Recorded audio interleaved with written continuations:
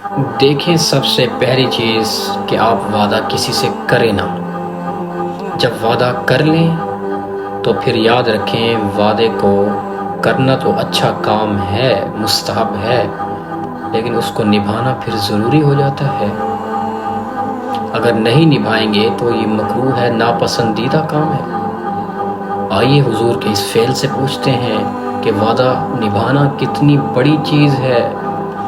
ایک دفعہ حضور علیہ السلام نے مشکات شریف کی حدیث بیان کر رہا ہوں، باب الوعد سے کسی شخص سے معاملہ کیا تو اس شخص نے کہا اب یہاں رکیے، میں گھر سے پیسے لے کر آتا ہوں۔ وہ شخص گھر گیا اور بھول گیا کہ میں نے کوئی معاملہ کیا تھا، میں کسی کو وعدہ دے کر آیا ہوں۔ 3 دن گزر گئے، حضور اسی جگہ پر کھڑے ہوئے، اللہ اکبر، وہاں سے ہلے نہیں۔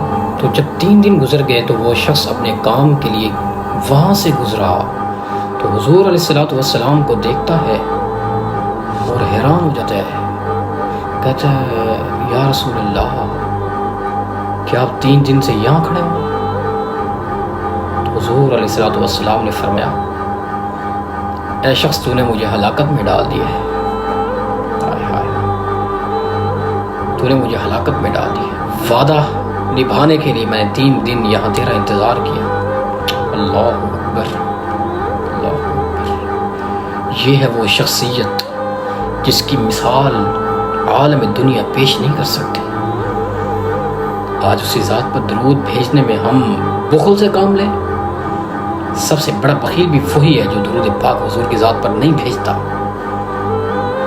سبحان اللہ، ایسی سیرت کو اپنانا چاہیے، نہ کہ مغربی تہذیب کو۔